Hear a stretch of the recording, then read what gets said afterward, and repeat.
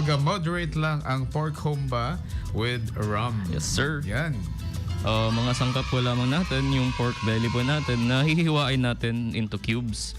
6 cloves ng garlic, 1 to 2 tablespoon ng cooking oil, 1/4 cup ng soy sauce, 1/4 cup ng vinegar, 1/2 cup ng brown sugar, at saka 1 to 2 tablespoons po ng dark na rum. Yan po. 1 cup ng water, 2 to 3 bay leaves, pepper to taste, tsaka yung salt to taste na rin. Yan. Tsaka optional po, no? Pwede po natin gamitin yung tausi po, yung fermented black beans. Oo, tausi. O yung beans na nasa delata o kaya naman nasa garapon na, I mean nasa glass. Yeah. Opo. Optional po yun, no? Meron po tayo. Kasi yun, para ng pagluluto, ihanda mo po natin yung pork.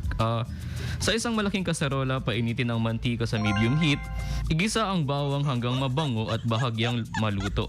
Tapos yun, i-braise na natin yung baboy natin, idagdag ang mga pork belly cubes at iprito hanggang bahagyang mag-brown ang mga gilid. Tapos yun, timplahan na natin yung sabaw natin. Pero una mo natin gagawin ay i-deglaze po natin yung rum natin.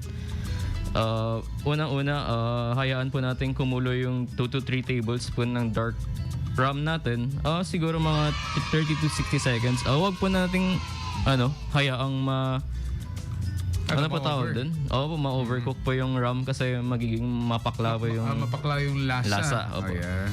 Kaya tutukan po natin yung natin. Kasi yun, kapag nakikita na po natin nawawala yung natutunaw na yung brown bits, nawawala na yung parang alcohol smell po. Ganyan. Ayun, pag nawala na yun. Okay na po yun. Pag nawala yun, parang hindi ka na rin malalasing. Pero pag hindi mo masyado niluto, baka akong nalalasing. Tapos yun, pag nakita na po natin nag-reduce na, saka na natin idadagdag yung toyo, suka, asukal, tsaka yung tubig.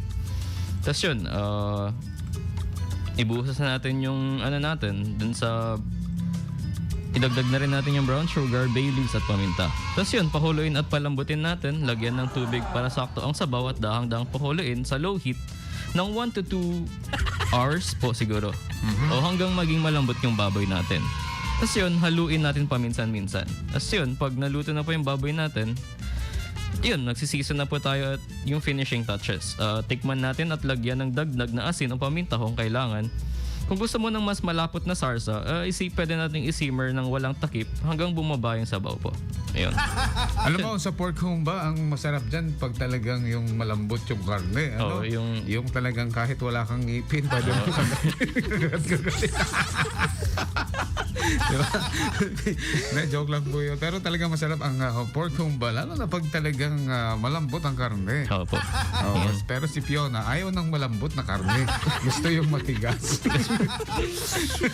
Kasi meron siyang lahing K9. Alright. Okay, ayun ba? Yun o.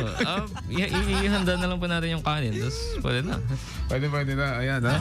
Mga idol, yan po ang ating Recado sa ating paboritong estasyon. 99.5 IFM. Ang Idol Kong FM. Isupaya.